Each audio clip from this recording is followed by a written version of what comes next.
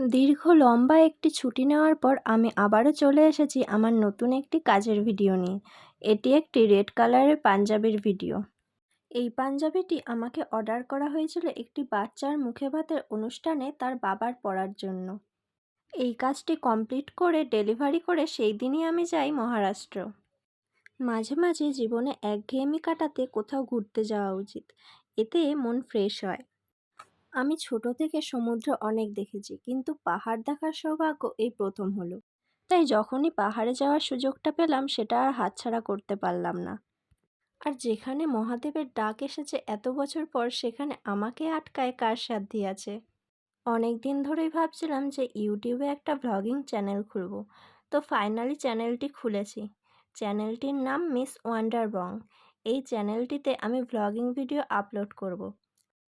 আর দি creative canvas, এটাতে যেমন আমার কাজের ভিডিও আপলোড করি সেরকমই আপলোড করতে থাকবো।